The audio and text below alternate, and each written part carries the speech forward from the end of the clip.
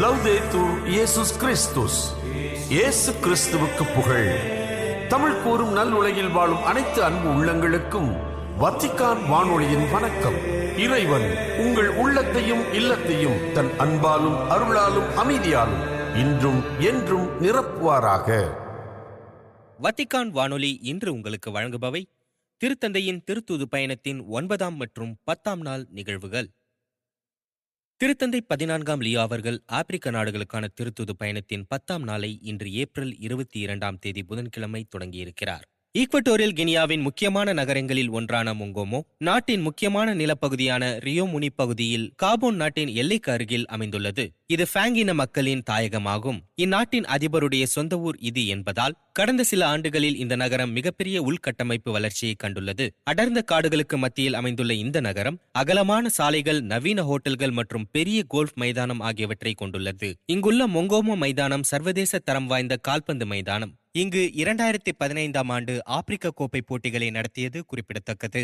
இங்கு கத்தோலிக்க திரு அவை என்பது வெறும் வழிபாட்டு இடமாக மட்டுமல்லாமல் ஒரு சமூக அடையாளமாகவும் உள்ளது.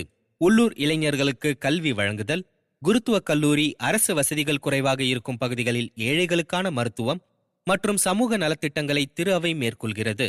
நவீன மாற்றங்களுக்கு மத்தியில் பாரம்பரிய விழுமியங்களை ஆன்மீகத்தோடு இணைப்பதில் திரு அவை முக்கிய பங்கு வகிக்கிறது. காலை மணி 9:10க்கு மொங்கோமோவின் அதிபர் ஒபியாங் நுகுமோ சர்வதேச விமான நிலையத்திற்கு வந்து சேர்கிறார். இந்த விமான நிலையம் மொங்கோமோ நகரத்திற்கு அருகில் உள்ள மொங்கோமேயன் என்ற இடத்தில் அமைந்துள்ளது. இது 2012ஆம் ஆண்டு ஈக்வட்டோரியல் கினியாவின் சுதந்திர தினமான அக்டோபர் 12ஆம் தேதி அதிபர் தியோடரோ ஒபியாங் நுகேமாவால் திறந்து வைக்கப்பட்டது. காலை மணி 10:30க்கு தூய அமல அன்னை திருத்தலத்தில் திருப்பலி நிறைவேற்றுகிறார் திருத்தந்தை அவர்கள். இது மொங்கோமோவில் அமைந்துள்ள முக்கிய திருத்தலம் மட்டுமல்ல, மத்திய ஆப்பிரிக்காவின் மிகப்பெரிய திருத்தலங்களில் ஒன்றாகும். இந்த திருத்தலத்தின் கட்டுமான பணிகள் 2006இல் தொடங்கப்பட்டது. டிசம்பர் 7, 2011 அன்று அதிகாரப்பூர்வமாக திறந்து வைக்கப்பட்டது. ரோமையில் உள்ள புனித பேதுரு பெருங்கோவிலின் வடிவமைப்பை இது நினைவூட்டுகிறது. உள்ளே ஸ்பெயின் செவில் நகரிலிருந்து கொண்டு வரப்பட்ட எஸ்பரன்சா மகாரேனா நகல் ஒன்று வைக்கப்பட்டுள்ளது. இது முழுமையாக ஈக்வட்டோரியல் கினியா அரசாங்கத்தின் நிதி உதவியுடன் கட்டப்பட்டது. இந்த திருத்தலம் ஒரு வழிபாட்டு தலம் மட்டுமல்ல, ஈக்வட்டோரியல் கினியாவின் அமைதி மற்றும் ஆன்மீக வளர்ச்சியின் அடையாளமாகவும் கருதப்படுகிறது. தூய அமல அன்னை திருத்தலத்தில் திருப்பலி நிறைவேற்றிய பின் திருத்தந்தை அவர்கள் மதியம் மணி 12:30க்கு திருத்தந்தை பிரான்சிஸ் தொழில்நுட்ப பள்ளிக்கு வருகிறார். திருத்தந்தை பிரான்சிஸ் தொழில்நுட்ப பள்ளி அந்நாட்டின் கல்வி மற்றும் தொழில்நுட்ப வளர்ச்சியில் ஒரு முக்கியமான மைல்கல் ஆகும். இது தூய அமல அன்னை திருத்தலத்திற்கு அருகே அமைந்துள்ளது. ஆப்பிரிக்க இளைஞர்களுக்கு நவீன தொழில்நுட்பம், கல்வி, அறிவியல் மற்றும் பொறியியல் துறைகளில் தரமான கல்வியை வழங்குவதற்காக இப்பள்ளி நிறுவப்பட்டது. மறைந்த திருத்தந்தை பிரான்சிஸ் அவர்கள் தொழில்நுட்பத்தை மனிதநேயத்திற்கும் ஏழை எளியோரின் முன்னேற்றத்திற்கும் பயன்படுத்த வேண்டும் என்று தொடர்ந்து வலியுறுத்தி வந்தார்கள். எனவே அவரது இந்த சிந்தனையை கௌரவிக்கும் விதமாக இப்பள்ளிக்கு அவர் பெயர் சூட்டப்பட்டது. திருத்தந்தை பிரான்சிஸ் தொழில்நுட்ப பள்ளியில் சந்திப்பை முடித்த பிறகு பிற்பகல் மணி 3:10க்கு மெங்கோமேயன் சர்வதேச விமான நிலையத்திலிருந்து பாட்டா நகரத்திற்கு புறப்பட்டு செல்கிறார். பிற்பகல் மணி 3:10க்கு பாட்டா சர்வதேச விமான நிலையத்திற்கு திருத்தந்தை வந்திறங்குகிறார். பின்னர் மாலை மணி 4:50க்கு பாட்டா சிறைச்சாலைக்கு வருகை புரிகிறார். பாட்டா நகரில் அமைந்துள்ள இந்த சிறைச்சாலை நாட்டின் முக்கிய தடுப்பு மையங்களில் ஒன்றாகும். இது பெரும்பாலும் உள்ளூர் குற்றவாளிகள் மற்றும் அரசியல் கைதிகளை அடைக்க பயன்படுத்தப்படுகிறது. நாட்டின் காலனித்துவ காலத்திற்கு பிந்தைய வரலாற்றில் அரசியல் மாற்றங்கள் மற்றும் உள்நாட்டு பாதுகாப்பு நடவடிக்கைகளின் போது இந்த சிறைச்சாலை முக்கிய பங்காற்றியுள்ளது. குறிப்பாக 1979இல் தற்போதைய ஜனாதிபதி ஆட்சிக்கு வந்த காலத்திலிருந்தே இது பயன்பாட்டில் உள்ளது. சர்வதேச அமைப்புகள் சிறையில் உள்ள மோசமான சுகாதார வசதிகள், இட நெருக்கடி மற்றும் கைதிகள் நடத்தப்படும் விதம் குறித்து பலமுறை கவலை தெரிவித்துள்ளன. 1982இல் புனித 2ஆம் ஜான்பால் வருகைக்கு பிறகு 44 ஆண்டுகள் கழித்து ஒரு திருத்தந்தை இங்கு வருவது சிறை கைதிகள் மற்றும் ஒட்டுமொத்த மக்களுக்கும் ஒரு பெரிய ஆன்மீக ஆறுதலாக உள்ளது. சிறைச்சாலை சந்திப்பிற்கு பிறகு மாலை மணி 5:25க்கு மார்ச் 7 குண்டுவெடிப்பு நினைவிடத்திற்கு சென்று விபத்தில் உயிரிழந்தவர்களுக்காக ஜெபித்து அஞ்சலி செலுத்துகிறார். 2021ஆம் ஆண்டு மார்ச் 7ஆம் தேதி மதியம் பாட்டா நகரில் உள்ள குவாண்டோமா ராணுவ முகாமில் அடுத்தடுத்த 5 மிகப்பெரிய வெடிப்புகள் நிகழ்ந்தன. இது அந்த நாட்டின் வரலாற்றில் ஒரு மிக சோகமான நிகழ்வாகும். அருகில் இருந்த விவசாய நிலத்தில் வைக்கப்பட்ட தீ காற்று வீசியதால் ராணுவ கிடங்கிற்கு பரவி இந்த விபத்து நேரிட்டது. ராணுவ முகாமில் டைனமைட் மற்றும் வெடிப்பொருட்கள் பாதுகாப்பற்ற முறையில் வைக்கப்பட்டிருந்ததே இதற்கு காரணம் என்று அரசாங்கம் அறிவித்தது. மொங்கோமோவில் உள்ள தூய அமல அன்னை திருத்தலம் போலவே இந்த நினைவு சின்னமும் இன்று ஈக்வட்டோரியல் கினியா மக்களின் உணர்வுகளோடு கலந்த ஒரு புனிதமான இடமாக மாறியுள்ளது.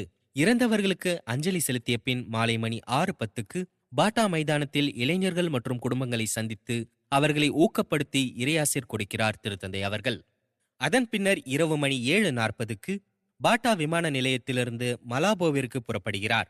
இரவு மணி 8:30க்கு மலாபோ சர்வதேச விமான நிலையத்தில் வந்திறங்குகிறார். இத்துடன் இன்றைய நாளுக்கான திருத்தந்தையின் பயண திட்ட குறிப்பு நிறைவு பெறுகிறது.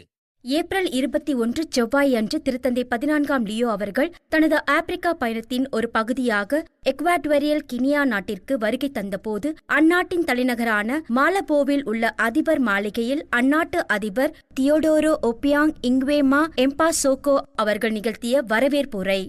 எக்வாடோரியல் கினியாவின் இந்த ஆப்பிரிக்கா மண்ணிற்கு உங்களை வரவேற்பதில் இந்நாட்டு மக்கள் பெருமிதம் கொள்கின்றனர். எங்களின் பாரம்பரிய விருந்தோம்பல் தங்களுக்கு தாயகத்தில் இருப்பது போன்ற உணர்வை தரும் என்ற அசைக்க முடியாத நம்பிக்கையுடனும் மற்றற்ற மகிழ்ச்சியுடனும் தங்களுக்கு எங்களது இதயபூர்வமான நல்வாழ்த்துக்களை அர்ப்பணிக்கின்றோம்.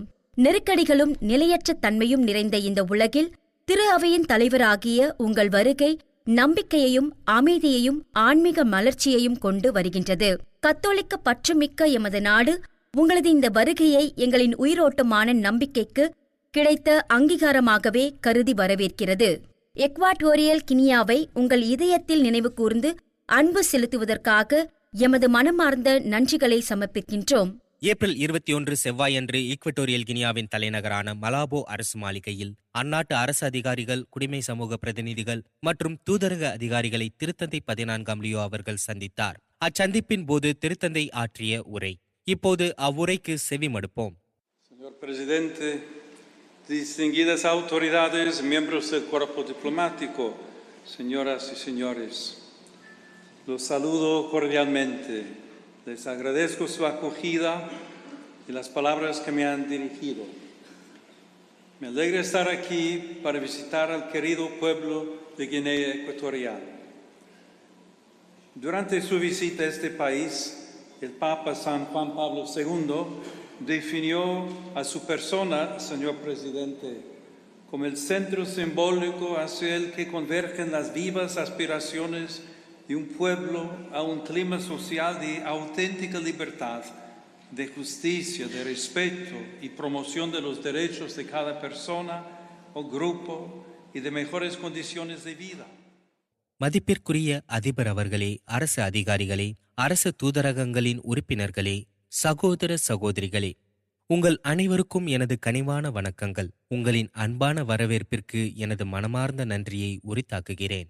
ஈக்வட்டோரியல் கினியாவின் பாசத்திற்குரிய மக்களாகிய உங்களை காண்பதில் நான் பெருமகிழ்ச்சி அடைகிறேன். ஒரு நாட்டின் தலைவரை பற்றி திருத்தந்தை புனித 2ஆம் ஜான்பால் அவர்கள் குறிப்பிடுகையில், மக்களின் சுதந்திரம், நீதி மற்றும் மனித மாண்பிற்கான இயக்கங்கள் அனைத்தும் ஒரு புள்ளியில் இணையும் அடையாள மையமாக அவர் திகழ்கிறார் என்று விவரித்தார். அந்த வார்த்தைகள் இக்காலத்திற்கும் பொதுவானதாக இருப்பதோடு பொது பணிகளில் ஈடுபாடு கொண்டுள்ள உங்கள் ஒவ்வொருவருக்கும் பெரும் பொறுப்பையும் சவாலையும் நினைவூட்டுகின்றன. மனித குலத்தின் மகிழ்ச்சியும் துன்பங்களும், குறிப்பாக ஏழைகளின் ஏக்கங்களும் கிறிஸ்துவின் சீடர்களது இதயங்களிலும் குடிக்கொண்டுள்ளன என்பதை 2ஆம் வத்திக்கான் பொது சங்கம் நமக்கு நினைவூட்டுகிறது. இந்த உணர்வோடுதான் நான் உங்கள் மத்தியில் வந்திருக்கிறேன். உங்களது நம்பிக்கையை உறுதிப்படுத்தவும், வேகமான மாற்றங்களை சந்தித்து வரும் ஒரு நாட்டோடு இணைந்து பயணிக்கவும் நான் வந்திருக்கிறேன். ஏனெனில் மக்களின் எதிர்பார்ப்புகளிலும் போராட்டங்களிலும் திரு அவை எப்போதும் பங்கு கொள்கிறது என்பதை நான் அறிவேன். புனித அகுஸ்தினார் 2 விதமான நகரங்களை பற்றி விவரிக்கிறார். ஒன்று, கடவுள் மீதான பற்றிலும் பிறர் மீதான அன்பிலும் கட்டியெழுப்பப்படும் இறை நகரம், அமைதியின் நகரம். மற்றொன்று, சுயநலத்தாலும் அதிகார வேட்கையினாலும் உருவெடுக்கும் உலக நகரம். இந்த 2 நிலைகளும் நம்மிடையே கலந்தே இருக்கின்றன. நாம் எடுக்கும் ஒவ்வொரு அன்றாட முடிவின் வழியாகவும் இதில் ஏதோ ஒரு நகரத்தை உருவாக்க நாம் துணை நிற்கிறோம். அமைதியின் நகரம் எனும் புதிய தலைநகரை தீர்மானிக்கும் உங்கள் முயற்சி இந்த சிந்தனையை நம்முன் வைக்கிறது. நாம் சேவை செய்ய தேர்ந்தெடுக்கப் போவது எந்த நகரத்தை? கிறிஸ்தவர்கள் மண்ணுலகில் வாழ்ந்தாலும் விண்ணகத்தை நோக்கியே தங்கள் உள்ளங்களை நிலைநிறுத்த அழைக்கப்படுகிறார்கள். விசுவாசத்தின் தந்தை ஆபிரகாமைப் போல நாமும் நிலையற்றவற்றை விடுத்து நிலையானவற்றை தேடும் பயணிகளாக இருக்கிறோம். இத்தகைய வாழ்வு முறை பதவி ஆசைகளிலிருந்து நம்மை விடுவித்து நீதியையும் உண்மையையும் நிலைநாட்ட தூண்டுகிறது. திரு அவை எத்தகைய அரசியல் சித்தாந்தங்களையும் முன்னிறுத்துவதில்லை. மாறாக மனித மாண்பையும் பொது நலத்தையும் பாதுகாக்கும் அறநெறி பாதையையே உலகிற்கு காட்டுகிறது. எதிர்கால நம்பிக்கைகள் கொண்ட ஓர் நாடாக நீதியையும் அமைதியையும் நிலைநாட்டும் பாதையில் பயணிக்க உங்கள் முன் அரிய வாய்ப்பு உள்ளது. மக்களின் மனச்சான்றை வளர்த்தெடுக்கவும் உங்கள் முயற்சிக்கு ஆதரவு அளிக்கவும் திரு அவை என்றும் தயாராக இருக்கிறது. பொது நலனுக்காக கொள்கைகளை உருவாக்கும் இளைஞர்களின் எதிர்காலத்திற்காக உழைக்கவும் நீதியான ஒரு சமூகத்தை உருவாக்கவும் தளராத துணிச்சல் மட்டுமே தேவைப்படுகிறது. ஞானத்தோடும் நம்பிக்கையோடும் நாம் அனைவரும் இணைந்து அந்த இறை நகரை நோக்கி, அதாவது அமைதியின் நகரை நோக்கி பயணிப்போம். அங்கே அனைவரும் மாண்புடனும் நீதியுடனும் என்றும் நிலைத்திருக்கும் இணக்கத்துடனும் தங்களது வாழ்வை பகிர்ந்து கொள்ள முடியும். ஏப்ரல் 21 செவ்வாய் அன்று எக்வாட்வரியல் கினியாவின் தலைநகரான மாலபோவில் இடம்பெற்ற தேசிய பல்கலைக்கழகத்தின் புதிய வளாக திறப்பு விழாவில் கல்வி, கலை, இலக்கியம் மற்றும் அறிவியல் துறையைச் சேர்ந்த அறிஞர்களுடனான சந்திப்பின் போது திருத்தந்தை 14ஆம் லியோ அவர்கள் ஆற்றிய உரை. இப்போது அவ்வுரைக்கு செவிமடுப்போம். Señor Rector, distinguidas autoridades, señoras y señores, quiero expresar mi gratitud por la invitación a este evento con el cual se inaugura un nuevo campus de la Universidad Nacional de Guinea Ecuatorial. Agradezco también el deferente gesto que han tenido a dar mi nombre a esta sede, consciente de que un honor semejante excede a la persona y remite más bien a los valores que juntos deseamos transmitir. La inauguración de una sede universitaria. Equatorial Guinea தேசிய பல்கலைக்கழகத்தின் புதிய வளாக திறப்பு விழாவிற்கு என்னை அழைத்தமைக்காக உங்களுக்கு நன்றி கூறுகிறேன். இந்த வளாகத்திற்கு எனது பெயரை சூட்டியமைக்காகவும் நான் ஆழ்ந்த நன்றியை தெரிவித்துக் கொள்கிறேன். இந்த முடிவு ஒரு தனிநபரை மட்டும் முன்னிலைப்படுத்தாமல் எதிர்கால தலைமுறையினருக்கு நாம் வழங்க விரும்பும் விழுமியங்களையும் பிரதிபலிக்கிறது. ஒரு பல்கலைக்கழகத்தை தொடங்குவது என்பது வெறும் நிர்வாக செயல் அல்லது உள்கட்டமைப்பு விரிவாக்கம் செய்வது மட்டுமல்ல. இது மனிதன் மீதும் கல்வியின் ஆற்றல் மீதும் கொண்டுள்ள நம்பிக்கையின் ஆழமான வெளிப்பாடாகும். புதிய தலைமுறைகளை உருவாக்குவதன் முக்கியத்துவத்தையும், உண்மையை தேடும் உன்னத பணியில் நம்மை அர்ப்பணிப்பதையும், அறிவை பொது நலனுக்காக பயன்படுத்துவதையும் இது உறுதிப்படுத்துகிறது. இன்று நாம் வெறும் கட்டிடங்களை மட்டும் திறக்கவில்லை, மாறாக நம்பிக்கை, சந்திப்பு மற்றும் முன்னேற்றத்திற்கான ஒரு தளத்தையே திறக்கிறோம். ஒரு பல்கலைக்கழகத்தின் பணியை ஒரு மரத்திற்கு ஒப்பிடலாம். ஷீபா மரம் ஆழமான அடையாள அர்த்தத்தை கொண்டுள்ளது. ஒரு மரத்தைப் போலவே ஒரு பல்கலைக்கழகமும் ஆழமாக வேரூன்றி இருக்க வேண்டும். தீவிரமான படிப்பிலும் மக்களின் நினைவாற்றலிலும் உண்மையை நோக்கிய விடாமுயற்சியுடன் கூடிய தேடலிலும் அது நிலை பெற வேண்டும். அப்போதுதான் அது வலிமையாக வளர முடியும், சமூகச் சூழலோடு இணைந்திருக்க முடியும். மேலும் தொழில்முறை வெற்றியை மட்டுமல்லாமல் நோக்கம், விழுமியங்கள் மற்றும் சேவை மனப்பான்மையையும் வழங்க முடியும். அறிவுத் தேடல் என்பது மனித குலத்திற்கு வழங்கப்பட்ட ஒரு கொடை. இருப்பினும் அறிவு என்பது சுயநலம் கொண்டதாகவோ அல்லது உண்மை மற்றும் நன்மையிலிருந்து விலகியதாகவோ மாறிவிடக்கூடாது. அவ்வாறு நிகழும்போது அது தற்பெருமை கொண்டதாகவும் மனிதாபிமானமற்றதாகவும் மாறும் ஆபத்து உள்ளது. மாறாக உண்மையான அறிவு என்பது பணிவாகவும் வெளிப்படையானதாகவும் மற்றும் ஞானத்தை நோக்கியதாகவும் இருக்கும். ஒரு பல்கலைக்கழகம் அதன் அளவைக் கொண்டோ அல்லது பட்டதாரிகளின் எண்ணிக்கையைக் கொண்டோ மதிப்பிடப்படுவதில்லை. மாறாக அதனால் உருவாக்கப்படும் மனிதர்களின் தரத்தைக் கொண்டே மதிப்பிடப்படுகிறது. அதன் நோக்கம் தகுதியுள்ள நபர்களை உருவாக்குவதோடு மட்டும் நின்றுவிடாமல் ஞானமுள்ளவர்களாகவும் அறிவுநெறி கொண்டவர்களாகவும் மற்றவர்களுக்கு சேவை செய்வதில் அர்ப்பணிப்பு உள்ளவர்களாகவும் அவர்களை உருவாக்குவதும் ஆகும். இந்த வளாகம் அறிவு, நேர்மை மற்றும் சேவையின் பலன்களை தரட்டும். உண்மையை தேடும் மற்றும் பொது நலனுக்காக தங்கள் வாழ்க்கையை அர்ப்பணிக்கும் தலைமுறைகளை இது உருவாக்கட்டும். இந்த நம்பிக்கைகளுடன் உங்கள் அனைவரையும் இறைவன் நிறைவாக ஆசிர்வதிக்க வேண்டுகிறேன். மேலும் உங்கள் அனைவரையும் ஞானத்தின் இருப்பிடமான அன்னை மரியாவின் பாதுகாப்பில் ஒப்படைக்கின்றேன். நன்றி. ஏப்ரல் 21 செவ்வாயன்று மலாபோவில் உள்ள ஜீன் பியரோலி மனநல மருத்துவமனை பணியாளர்கள் மற்றும் நோயாளிகளுடனான சந்திப்பின் போது திருத்தந்தை 14ஆம் லியோ அவர்கள் ஆற்றிய உரை. இப்போது அவ்வுரைக்கு செவிமடுப்போம். Señor Director General, distinguidas autoridades, queridos hermanos y hermanas, les agradezco de corazón esta acogida, su hospitalidad, sus cantos, sus danzas. Muchas gracias. Cada vez que visito un hospital, una casa, residencia de personas que quizás tienen diversas enfermedades, dificultades. மதிப்பிற்குரிய இயக்குனர் அவர்களே, அதிகாரிகளே, என் அன்பிற்குரிய சகோதர சகோதரிகளே, உங்கள் அன்பான வரவேற்பிற்கும் எழுச்சியூட்டும் பாடல் மற்றும் நடன நிகழ்வுகளுக்கும் நான் எனது ஆழமான நன்றியை தெரிவித்துக் கொள்கிறேன். மிக்க நன்றி. மருத்துவமனைகளுக்கு நான் வருகை தரும் போதெல்லாம் என் உள்ளத்தில் முரண்பட்ட உணர்வுகள் எழுகின்றன.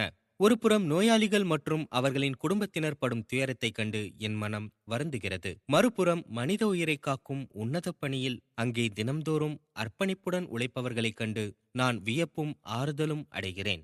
இங்கும் நான் அதே உணர்வுகளை தான் பெறுகிறேன். ஆனால் இன்று இது உங்களுக்கும் பொருந்தும் என நம்புகிறேன். நம்மிடையே மகிழ்ச்சியே பிரதானமாக திகழ்கிறது. ஆண்டவரின் திருப்பெயரால் நாம் இங்கே இணைந்திருப்பதும் நலிவுற்ற உடல்நலம் கொண்டவர்கள் மீது நாம் காட்டும் கனிவான அக்கறையுமே இந்த மகிழ்ச்சியின் ஊற்றாகும். இப்போது நான் கேட்ட சில வார்த்தைகள் என் உள்ளத்தை தொட்டன. இயக்குனர் அவர்கள் இப்படி குறிப்பிட்டார்கள்: ஒரு சிறந்த சமூகம் என்பது தன் பலவீனங்களை மறைப்பதில் இல்லை, மாறாக அந்த பலவீனங்களை சுற்றியும் அன்பை பொழிவதில்தான் இருக்கிறது. அது முற்றிலும் உண்மை.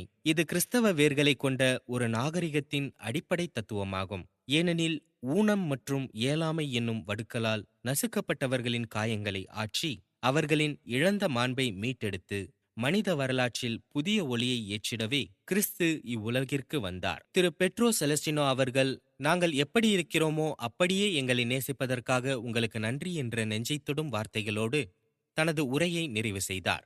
உங்களது இந்த சாட்சிய வாழ்விற்காக நான் உங்களுக்கு நன்றி கூறுகிறேன். ஆம், கடவுள் நாம் எப்படி இருக்கிறோமோ அப்படியே நம்மை அன்பு செய்கிறார். உண்மையில் நாம் எப்படி இருக்கிறோம் என்பதை அறிந்து நம்மை அன்பு செய்பவர் கடவுள் மட்டுமே. ஆனால் நாம் இப்படியே இருந்துவிட வேண்டும் என்பது அவரது எண்ணம் அல்ல. இல்லை, நாம் எப்போதும் நோயுற்றவர்களாகவே இருக்க வேண்டும் என்று கடவுள் விரும்புவதில்லை. அவர் நம்மை குணப்படுத்த விரும்புகிறார். நற்செய்தியில் இதை நாம் மீண்டும் மீண்டும் காண்கிறோம். இயேசு நம்மை நாம் இருக்கும் நிலையிலேயே அன்பு செய்ய வந்தார். ஆனால் நாம் அதே நிலையில் நீடிக்காமல் நம்மீது அக்கறை கொண்டு நம்மை மேம்படுத்தவே அவர் விரும்புகிறார். இறுதியாக திரு தார்சிசியோ அவர்களுக்கு அவரது கவிதைகளுக்காக நன்றியை தெரிவித்துக் கொள்கிறேன். இத்தகையதொரு சூழலில் ஒவ்வொரு நாளும் பல மறைவான கவிதைகள் இயற்றப்படுகின்றன என்று நான் சொல்ல விரும்புகிறேன். அவை சொற்களால் கோர்க்கப்பட்டவை அல்ல, மாறாக நீங்கள் ஒருவருக்கொருவர் காட்டும் சிறிய நற்செயல்கள், அக்கறை மற்றும் கனிவான உறவுகளால் உருவானவை. இந்த கவிதையை முழுமையாக வாசிக்கக்கூடியவர் கடவுள் ஒருவரே. இந்த கவிதைதான் கிறிஸ்துவின் இரக்கமுள்ள இதயத்திற்கு பெரும் ஆறுதலை தருகிறது. அன்பு நண்பர்களே, இந்த மருத்துவமனையில் சிகிச்சை பெற்று வரும் நோயாளிகள் அனைவருக்கும், குறிப்பாக கடுமையாக நோய்வாய்ப்பட்டிருப்பவர்களுக்கும் துணையின்றி தனிமையில் வாடுபவர்களுக்கும் எனது அன்பையும் நெருக்கத்தையும் தெரிவியுங்கள். இங்கே இருக்கும் உங்கள் ஒவ்வொருவருக்கும், நோயாளிகள், நலவாழ்வு பணியாளர்கள் மற்றும் ஊழியர்கள் அனைவருக்கும் நான் எனது மனமார்ந்த ஆசீர்வாதத்தை வழங்குகிறேன். உங்களை நோயாளிகளின் ஆரோக்கியம் என்று போற்றப்படும் அன்னை கன்னிமரியாவின் பாதுகாப்பில் ஒப்படைக்கிறேன். இத்துடன் வத்திக்கான் வானொலியின் தமிழ் ஒளிபரப்பு நிறைவு பெறுகிறது. உங்கள் செவிமடுத்தலுக்கு நன்றி. தொடர்ந்து வத்திக்கான் வானொலியுடன் இணைந்திருங்கள். இறையாசிர் பெறுங்கள்.